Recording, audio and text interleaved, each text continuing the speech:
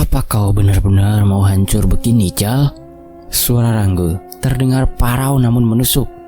Dulu kau raja penjualan di sini, sekarang kau bahkan untuk menyapa pelanggan saja tak mampu. Rizal menunduk. Tangannya gemetar memegang gelas kopi yang sejak tadi tak disentuh. Wajahnya kuyuh, jenggot tipis tumbuh tak terurus, seolah senyum pahit terpaksa ia tarik. Aku udah coba bangkit, Rang, tapi pikiranku masih berantakan. Semua orang seperti menjauh dariku. Ranggo mendengus pendek, matanya menatap Rizal dengan campuran iba dan jengkel. Kalau kau terus begini, minggu depan namamu hilang dari daftar karyawan showroom. Kata-kata itu menghantam dada Rizal lebih keras daripada pukulan manapun. Ia tahu ancaman itu bukan omong kosong. Atasan sudah menegur berkali-kali. Terlambat lagi, target tak pernah tercapai. Wajahnya selalu lesu, seperti orang kehilangan arah. Dan memang itu yang terjadi. Sejak perceraian yang memalukan itu, semangat hidupnya seperti dirampas paksa. Dulu, setiap ia masuk showroom, semua mata memandang kagum. Setiap bulan minimal 10 unit mobil laku lewat tangannya. Bonus mengalir deras. Rekan-rekannya menjadikannya panutan. Bahkan ia sampai disebut bintang showroom. Tapi semua itu berakhir cepat. Rumah tangganya hancur. Statusnya sebagai pria sukses runtuh bersama kepergian istrinya. Dan kini ia hanya sosok berbeda yang terjebak dalam bayang-bayang kejayaan masa lalu.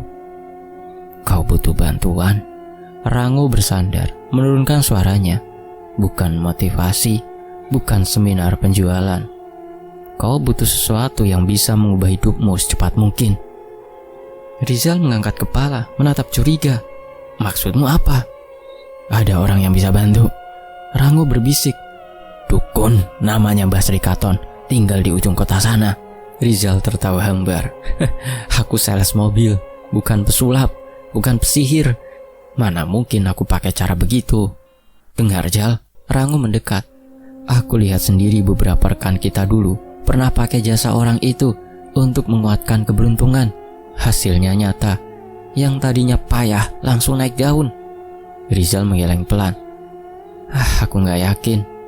Kalau begitu, siap-siap saja merapikan meja kerja terakhirmu, bisik Ranggo sinis. Kemudian bangkit meninggalkan Rizal seorang diri. Malam turun pelan, menyelimuti kota dengan hawa dingin yang merayap sampai tulang. Rizal memandangi langit gelap dari parkiran showroom. Kata-kata Ranggo terus hadir dalam pikirannya.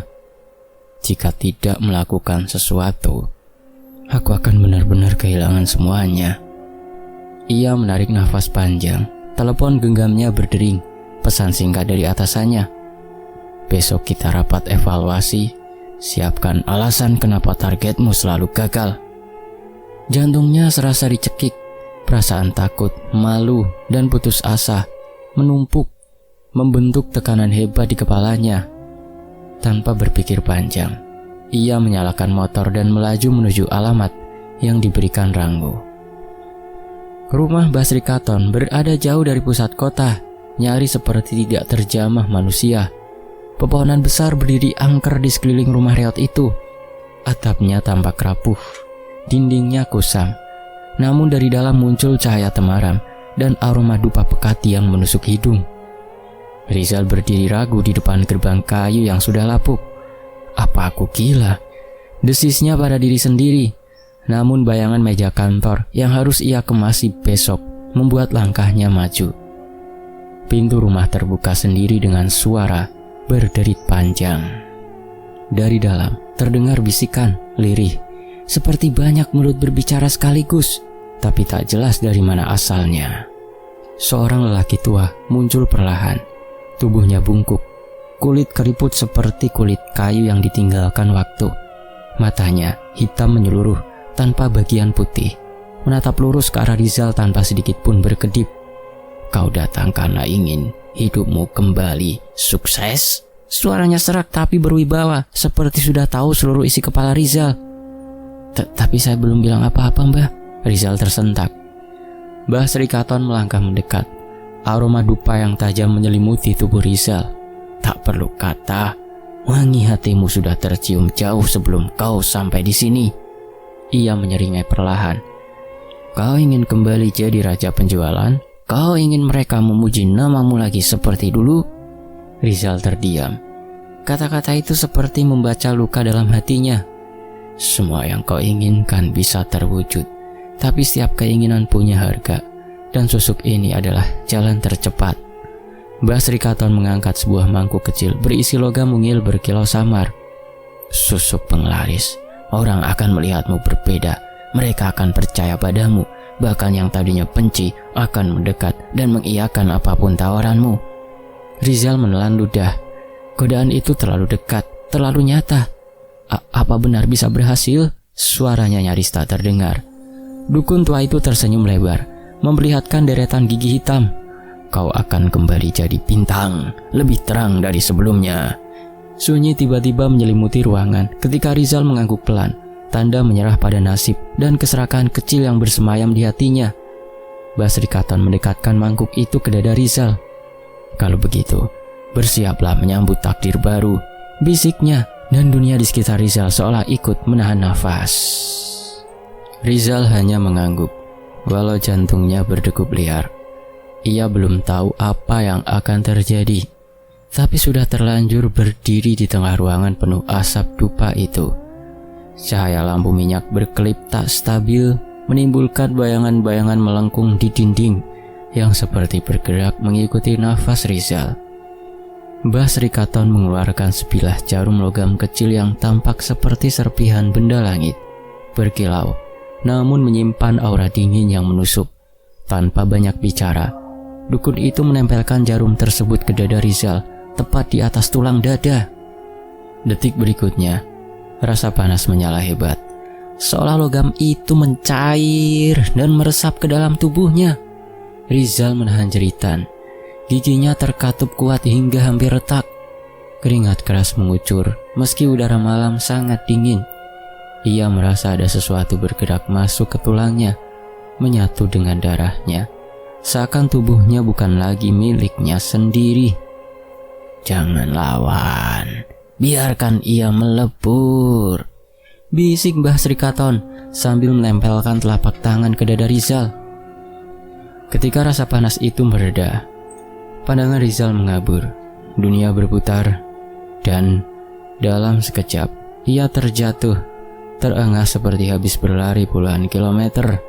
Namun perasaan aneh menyelimuti dirinya, entah apa itu, tapi sangat kuat.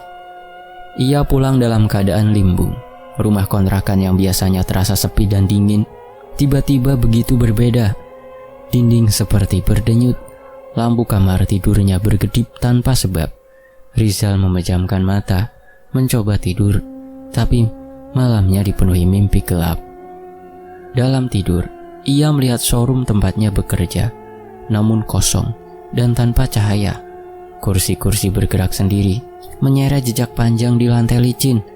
Pintu mobil-mobil terbuka satu persatu, seperti makhluk yang terbangun dari tidur panjang. Ada suara lirih memanggil namanya, tapi tak ada satupun manusia di sana. Ketika bangun, tubuhnya dingin, nafasnya berat. Ia menyadari bantalnya basah oleh keringat dingin. Meski begitu, di dalam dadanya ada sesuatu yang seolah berdenyut bangga, mengingatkannya pada janji Mbah Sri Katon. Mulai hari ini, dunia akan memandangmu berbeda. Tak butuh waktu lama untuk membuktikan itu. Pagi itu Rizal datang ke showroom masih dengan kantung mata hitam dan kepala sedikit pusing. Namun entah mengapa, begitu ia melangkah masuk, semua mata langsung tertuju kepadanya. Pagi Pak Rizal, ada unit baru cocok untuk keluarga muda. Tolong bantu saya yakinkan calon pembeli ya Pak, ujar seorang rekan kerja yang biasanya cuek dan enggan meminta tolong. Rizal mengangguk santai. Ia bahkan belum melihat unit apa yang dimaksud, tapi kepercayaan diri itu terasa mengalir begitu saja. Lalu datanglah seorang pria paruh baya dengan istrinya. Mereka semula hanya ingin melihat-lihat tanpa niat membeli. Tapi ketika Rizal menyambut mereka, senyum ramahnya terasa berbeda, lebih memikat, lebih dalam. Mobil ini bukan hanya nyaman Pak, Bu, tapi juga akan membuat Bapak merasa aman setiap melaju, ucap Rizal pelan. Tak sampai 1 jam, mereka langsung menyerahkan tanda jadi untuk unit paling mahal. Rekan-rekan Rizal saling berpandangan, terheran-heran. Baru juga mulai hari ini, kok langsung laris gitu ya? Bisik salah satu dari mereka. Hari itu, Rizal menjual 3 unit sekaligus. Atasan menepuk pundaknya berkali-kali, memuji, seolah ia pahlawan yang baru kembali dari medan perang. Rango hanya tersenyum samar dari kejauhan, seolah tahu persis apa yang membuat Rizal mendadak bersinar kembali. Di balik kegembiraan itu, disadari atau tidak, ada perubahan lain. Tatapan Rizal terasa menusuk, bicaranya terdengar lebih meyakinkan dari sebelumnya. Setiap kata yang ia lontarkan seperti racun manis yang membuat siapapun luluh. Namun malamnya, showroom tampak berbeda. Rizal yang lembur sendirian mulai merasakan udara dingin menusuk punggungnya. Lampu dari sudut ruangan seperti meredup. Di kaca mobil bekas display, ia melihat bayangan hitam bergerak sangat cepat, melesat dari satu sudut ke sudut lainnya. Ia membalikkan badan, tak ada siapa-siapa. Tapi bayangan itu muncul lagi, kali ini lebih jelas. Sosok itu membungkuk seperti binatang, merayap di pinggir ruangan seolah mengawasi tiap langkah Rizal. "Siapa di situ?" serunya dengan suara bergetar. Tidak ada jawaban, hanya desis halus seperti nafas tertahan. Rizal menutup mata, menegaskan pada dirinya bahwa semua itu hanya rasa lelah semata, karena kesuksesan yang ia cicipi hari ini jauh terlalu indah untuk dirusak ketakutan. Ia tak sadar bahwa setiap kesepakatan yang ia rayakan ada sesuatu yang ikut tertawa, sesuatu yang bergerak di balik bayangan, puas pada setiap keputusan yang Rizal buat. Dan susuk itu baru saja memulai tuntutannya. "Apa tadi kamu bilang, Pak? Kecelakaan?" Suara Rizal tercekat. Telepon di tangannya hampir terlepas. Rekan kerjanya di seberang telepon mengulang kabar itu dengan pelan namun jelas. Seorang pelanggan yang baru seminggu lalu membeli mobil dari Rizal ditemukan tewas. Mobil nyaring sek parah, menabrak pembatas jalan di jalur yang lurus dan sepi. Tidak ada jejak pengereman, tidak ada penyebab logis. Panggilan berakhir. Rizal terduduk di kursi showroom, matanya kosong. Pasti cuma musibah. Ia bergumam meyakinkan diri sendiri. Banyak orang celaka di jalan. Namun perasaan tidak nyaman menjalar pelan dari tengkuknya hingga ke punggung.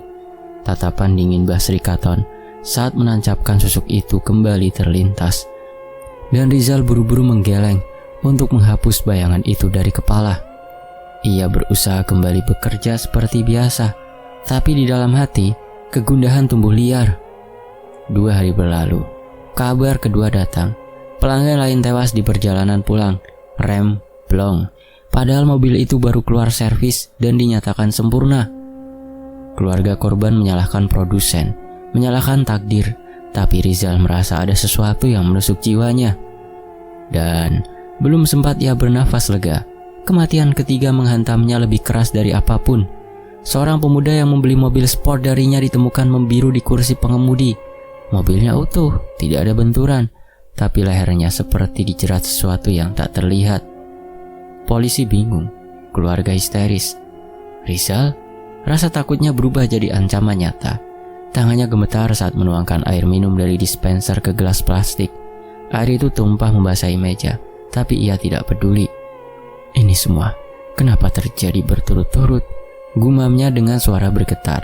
Namun ia tetap mencoba menepis pikiran buruk. Ia terlalu takut untuk menghubungkan titik-titik yang perlahan membentuk jawaban mengerikan. Malam itu, showroom sangat sepi. Rekan-rekannya sudah pulang sejak lama. Rizal masih terpaku melihat data penjualan di komputernya, mencoba larut dalam kesibukan agar tidak perlu memikirkan kematian-kematian itu. Lampu showroom tiba-tiba berkedip, ceklek, ceklek. Darah Rizal berdesir. Suara retakan terdengar dari luar, seperti kaca tergores benda tajam. Dengan langkah pelan, ia mendekati pintu kaca yang menghadap ke area parkir mobil baru. Nafasnya tertahan saat melihat pemandangan mustahil. Sebuah mobil yang baru beberapa jam lalu berhasil ia jual, kini terparkir kembali persis di tempat semula. Padahal pembelinya sudah membawa mobil itu pulang dan mendatangani semua dokumen. "Jangan bercanda," desisnya nyaris tanpa suara. Jantungnya hampir pecah saat menyadari ada sesuatu di atas kap mobil itu. Makhluk itu membungkuk seperti hewan lapar. Kulitnya hitam legam, tubuhnya kurus panjang dengan tulang yang mencuat tajam dari bawah kulit. Rambutnya menjuntai menutupi wajah, menjulur hingga hampir menyentuh tanah. Basah tubuhnya seperti pemangsa yang sedang menikmati hasil buruan. Lidahnya panjang dan merah gelap, menjilat sisa noda darah di kap mobil itu. Rizal tertegun, tubuhnya membeku. Ia tidak mampu bergerak meski otaknya berteriak menyuruhnya kabur. Makhluk itu merasakan tatapan Rizal. Perlahan ia mengangkat wajah. Rambut yang menutupi wajahnya bergeser, memperlihatkan sepasang mata merah yang menyala seperti bara api dari neraka. Pandangan itu menembus jiwa Rizal, membuat lututnya lemas bagai kapas. Mulut makhluk itu terbuka. Nafasnya mengeluarkan bau anjir yang menusuk tajam hingga membuat Rizal hampir muntah. Suaranya keluar seperti bisikan, tapi terdengar jelas di seluruh ruangan. "Aku butuh lebih banyak tumpal." Rizal terhuyung mundur, nafasnya memburu. Ia hampir jatuh saat punggungnya menabrak meja penerima tamu. Makhluk itu melengkungkan tubuhnya, lalu dalam sekejap menghilang seperti diserap oleh kegelapan. Hening kembali menguasai showroom. Namun hening itu terasa seperti ancaman yang menggantung di udara. Rizal terjatuh duduk, kedua tangannya menutup wajah. Kini semua puzzle itu menyatu. Kecelakaan, kematian misterius, tatapan dingin Mbah Sri Katon. Ia akhirnya mengerti, kesuksesan yang ia kejar ternyata dibayar dengan nyawa manusia, dan makhluk itu belum kenyang. "Apa yang sebenarnya sampean lakukan pada saya, Mbah?" Suara Rizal serak penuh emosi. Dadanya naik turun menahan amarah dan ketakutan yang bercampur menjadi satu. Mbah Sri Katon berdiri membelakanginya, sibuk meniup dupa yang mengepul pekat di ruang sempit itu. Ruangan yang dulu terasa memikat, kini seperti sarang binatang lapar yang siap menerkam. Setelah beberapa detik, dukun tua itu akhirnya menoleh pelan. "Kau datang ke sini malam-malam. Akhirnya kau sudah melihat dan mengalaminya," ucapnya tanpa ekspresi. Rizal mengepalkan tangan erat. Jemarinya sampai memutih. 3 orang mati. Mereka semua beli mobil dari saya. Sampean tahu tentang ini kan? Mbah Sri Katon tersenyum tipis, bukan tersenyum ramah, tapi senyum seseorang yang sudah terlalu lama berhadapan dengan gelapnya dunia gaib. "Susu penglaris tidak pernah gratis, nak," jawabnya datar. "Kau hanya melihat sisi manisnya. Kau ingin sukses cepat, bukan? Maka ada imbalan yang harus kau berikan." Rizal melangkah maju, wajahnya penuh kengerian. "Bayarannya nyawa manusia." "Sampai tidak bilang soal ini waktu memasang susuk, Mbah." "Jika aku beberkan semuanya sejak awal," Mbah Sri Katon menatap tajam, "apa kau akan menerima? Kau akan mundur, pulang, lalu besok pagi mendapat surat peringatan terakhir dari kantormu. Selesai sudah hidupmu." Kata-kata itu menusuk seperti belati ke jantung Rizal. Ia ingin menyangkal, tapi ia tahu itu benar. Desperasinya waktu itu membuatnya buta dan mudah dibohongi. "Makhluk yang kau lihat itu," lanjut Mbah Sri Katon sambil duduk di tikar lusuh, "adalah penjaga susuk. Kodamnya, ialah yang mengikat keputusan pelanggan. Ia menanamkan keinginan di hati mereka, dan imbalannya adalah jiwa mereka." Rizal menatap dukun itu dengan tatapan yang nyaris tak percaya. "Kenapa baru sekarang saya melihatnya?" Mbah Sri Katon menggosok lututnya yang keriput, menahan ngilu. "Karena dari dulu aku yang mengatur jatah makanannya. Sudah bertahun-tahun berjalan, semua korban tidak sadar, dan aku memastikan jumlahnya tidak lebih dari 1 atau 2 tiap bulan. Namun kini tatapan si dukun berubah serius. Suara gandengannya terdengar berat seperti menahan rahasia kelam. Makhluk itu sangat lapar. Lapar? Rizal mengulang lirih. Semakin banyak transaksi besar yang berhasil yang kau lakukan, semakin besarlah kekuatannya. Jelas Basri Katon. Kau sudah menjual lebih dari 10 unit dalam seminggu itu kan? Itu memancing seleranya. Ia butuh banyak makanan. Ia ingin lebih sering mencicipi darah. Rizal menjatuhkan diri, duduk. Kepalanya pusing. Kilasan wajah pelanggan yang sudah mati menari-nari dalam pikirannya, seperti hantu menuntut balas. Aku tidak pernah ingin ada yang mati. Aku cuma ingin hidupku kembali baik. Suaranya pecah hampir menangis. Kau sudah membuat pilihan, balas dukun itu kalem. Dan makhluk itu sudah menyatu denganmu. Keberhasilanmu, bonusmu, pujian yang kau terima sekarang, semua berasal dari dirinya. Sekarang ia hanya menagih imbalannya. Rizal menggeleng keras. Saya tidak mau lagi. Saya berhenti. Cabut susuk ini Mbah, tolong cabut sekarang juga. Basri Katon menarik nafas panjang, lalu menghembuskannya lambat, seperti guru sabar menghadapi murid yang belum memahami pelajaran penting. Ini bukan susuk biasa. Ia sudah masuk ke aliran darahmu. Ia hidup bersamamu. Kau pikir bisa menghentikannya begitu saja? Ia telah menjadikanmu sumber kekuatan. Maksud Mbah? Rizal menegakkan tubuh dengan gemetar.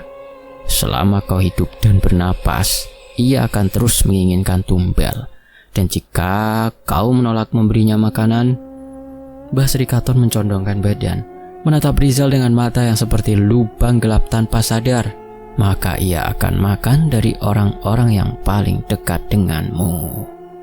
Rizal terpaku, jantungnya menyusut seolah ditarik keluar dari tubuh. Wajah mantan istrinya terbayang, lalu wajah Rangu dan keluarganya. Tidak, bisiknya pelan. Matanya mulai basah. Jangan sampai kau terlalu sombong dengan kesuksesanmu yang baru. Kau lupa ada yang mengintai di baliknya, ujar Basri Katon sambil menyeringai tipis. Sekarang bersiaplah menerima konsekuensinya. Di luar rumah itu, angin malam menggerakkan daun-daun pohon tua dengan gemerisik bagai bisikan arwah. Dan untuk pertama kalinya, sejak susuk itu masuk ke tubuhnya, Rizal merasakan ketidakberdayaan mutlak. Sukses yang ia genggam erat ternyata adalah jebakan yang menuntut darah. Dan makhluk itu belum selesai memakan. Rizal kembali terperangkap dalam mimpi yang tak pernah memberi jeda. Ia berdiri di tengah showroom yang kosong. Lampu-lampu menggantung berayun seperti diterpa angin dari alam lain. Lantai licin yang biasanya bersih, kini berlumur darah mengering, menebarkan bau anyir menusuk hidung. Di setiap mobil yang diparkir, kaca depannya retak membentuk wajah-wajah yang ia kenal. Mereka yang pernah membeli mobil darinya. Satu persatu wajah itu menatapnya dari balik kaca. Seorang bapak yang tubuhnya hancur tertabrak truk. Seorang ibu muda yang ditemukan tak bernyawa dengan leher membiru. Dan seorang sopir ojek yang baru saja menyicil mobil, namun tewas remblong sebelum sempat membawanya pulang. Mereka memandangi Rizal dengan mata kosong namun penuh tanya, penuh tuntutan. Suara langkah berdecit terdengar pelan dari kegelapan. Makhluk hitam itu muncul, merangkak dari bawah salah satu mobil, seperti binatang yang terlalu lama menunggu makan. Rambutnya panjang menjuntai, basah dan melengket, seperti habis dicelupkan ke dalam genangan lumpur pemakaman. Ia mendekat, nafasnya tajam seperti bilah kapak yang baru diasah. Aku telah memberimu rezeki, desisnya. Suara parau menyeret tiap kata. Sekarang giliranku menagih. Rizal menahan nafas saat makhluk itu mengangkat tangan kurusnya. Di ujung jarinya menetes darah, lalu perlahan ia menyentuhkan ke dada Rizal. Susuk di dalam tubuh Rizal terasa menyala. Panasnya menyala, seperti bara membakar daging hidup. Kemudian makhluk itu memperlihatkan wajah-wajah baru. Bukan korban lagi, melainkan orang-orang yang dekat dengan Rizal. Rango, sahabat lama yang menolongnya saat jatuh. Lita, mantan istrinya yang masih mencoba menjaga hubungan baik demi anak yang tak pernah lahir. Bahkan wajah ibunya sendiri muncul sekilas dengan tatapan sedih. Rizal terjerembab. Tubuhnya gemetar hebat. Jangan mereka. Suaranya pecah. Makhluk itu tersenyum. Lengkungan menyeramkan, memperlihatkan deretan gigi hitam tumpul yang tampak, seolah pernah mengunyah tulang manusia. Emosimu, ikatanmu dengan mereka, itulah rasa yang kuinginkan. Rizal terbangun dengan hentakan keras. Seluruh tubuhnya berkeringat. Dadanya seolah dipasangi besi panas. Ia meraba kulit di dekat susuk, tampak kemerahan seperti kulit yang baru saja dijilat api. Saat ia mencoba bangkit, tubuhnya limbung dan ia terhempas ke lantai. Saat fajar menyingsing, Rizal mengambil keputusan nekat. Ia ingin berhenti bekerja. Ia tidak mau ada lagi korban yang mati sia-sia. Tapi langkahnya menuju pintu justru membuat rasa terbakar itu semakin menjadi. Dada Rizal seperti direnggut dari dalam, membuatnya jatuh berlutut sambil menggertakkan gigi menahan sakit. Dalam pelukan rasa perih itu, Rizal teringat betapa Mbah Srikaton dulu tersenyum samar ketika menutup ritual susuk. Ia kini sadar, susuk itu bukan sekedar penglaris, melainkan belenggu. Ia bukan yang mengendalikan nasibnya, makhluk itu yang memegang kendali penuh. Di sela-sela rasa sakit, bayangan makhluk itu muncul di sudut pandangan matanya. Sekilas saja, tapi cukup untuk membuat bulu kuduknya berdiri. Bayangan itu menjulurkan tangan, seakan mendorong Rizal untuk kembali bekerja, kembali mencari tumbal. Rizal menangis dalam diam, bukan karena takut kehilangan nyawa, tapi karena ia takut kehilangan orang yang ia sayang menjadi korban berikutnya. Ia menatap ponsel di genggaman, hampir menekan nomor Rango untuk meminta bantuan, namun jemarinya terhenti ketika menyadari satu hal: siapapun yang mendekatinya akan masuk daftar tumbal. Siapapun yang peduli bisa jadi nyawanya akan melayang dalam hitungan hari. Di tengah kesunyian pagi, Rizal hanya bisa menatap ruang tamunya yang dingin, dan tanpa sadar bibirnya bergerak memohon, entah pada siapa. Maafkan dosa-dosaku hingga sejauh ini. Tak ada jawaban, hanya suara dengus makhluk itu yang terdengar samar dari belakang tengkuknya, seperti bisikan maut yang tak kenal penolakan. Kau sudah memilih jalan ini, Rizal, dan aku belum kenyang. Rizal tidak tinggal diam. Rasa terbakar di dadanya semakin sering datang, terutama ketika ia mencoba menolak untuk bekerja. Ia merasa seperti ada hewan buas yang berkeliaran di dalam tubuhnya, menggerogoti dari dalam. Setiap malam, ia sulit tidur. Tubuhnya gemetar, keringat dingin membasahi bantal. Namun ketakutan terbesar bukan pada rasa sakit itu, melainkan bayangan korban-korban berikutnya. Ia memutuskan melakukan hal paling masuk akal, mencabut susuk itu sendiri. Dengan tangan gemetar ia berdiri di depan cermin kamar mandi. Pisau cutter ia pegang erat, ujungnya mengarah tepat pada dada kiri tempat logam itu ditanamkan. Lampu kamar mandi meredup, seolah ikut merasa ngeri. Rizal menarik nafas panjang, lalu menusukkan ujung pisau ke kulitnya. Begitu pisau menyentuh permukaan kulit, Rizal merasakan sesuatu bergeser cepat di balik dagingnya. Bukan hanya bergerak, tapi seolah susuk itu hidup dan menghindar saat hendak disentuh. Kulitnya langsung memanas, nyeri seperti air mendidih yang disiramkan ke luka terbuka. Rizal memekik, pisau terjatuh dan memantul di lantai. Ia terduduk memegangi dadanya yang kini berdenyut-denyut. Ada hawa panas merambat ke bahu, ke tenggorokan, hingga ke kepala.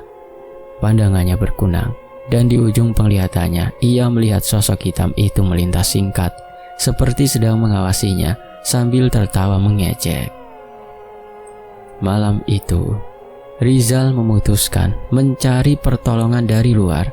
Ia mendatangi dokter, berharap logam itu bisa dilihat melalui ronsen. Namun hasilnya nihil. Entah kenapa, biasanya ada benda asing yang bisa kebaca oleh alat ronsen, tapi kini pas tidak ada benda dalam tubuhnya itu. Dokter hanya mengernyit dan menyarankan Rizal istirahat. Ia lalu pergi ke rumah pengobatan alternatif, menjalani pemijatan dan terapi herbal. Tapi bukannya sembuh, tubuhnya justru memar kehitaman di sekitar dada. Bahkan sang terapis tampak ketakutan setelah menyentuh kulit Rizal, seperti merasakan sesuatu yang tidak seharusnya ada di sana. Sebagai upaya terakhir, Rizal mendatangi seorang paranormal terkenal. Lelaki itu menempelkan telapak tangan ke dada Rizal, mencoba menarik energi gaib yang melekat. Tapi sekejap kemudian, paranormal itu menarik tangannya dengan jeritan tercekik. Dari telapak tangannya meleleh darah hitam pekat, dan ia mundur dengan mata membelalak ketakutan. "Apapun yang melekat pada tubuhmu," katanya terbata-bata, "itu bukan barang yang bisa aku cabut. Itu sudah menjadi bagian dari dirimu." Dengan harapan yang hampir punah, Rizal kembali menemui Mbah Srikaton. Rumah sang dukun tampak lebih gelap dari biasanya. Lampu ting atau lampu minyak yang tergantung hanya berpendar lemah, menghasilkan bayangan-bayangan yang bergerak gelisah di dinding bambu. Mbah Srikaton duduk di tikar. Sorot matanya tajam namun letih. Ia seolah sudah tahu Rizal akan datang. "Sampean ingin saya mencabut susuk itu?" tanya Mbah Srikaton tenang, tapi suaranya menyimpan getar bahaya. Rizal mengangguk cepat, suaranya bergetar.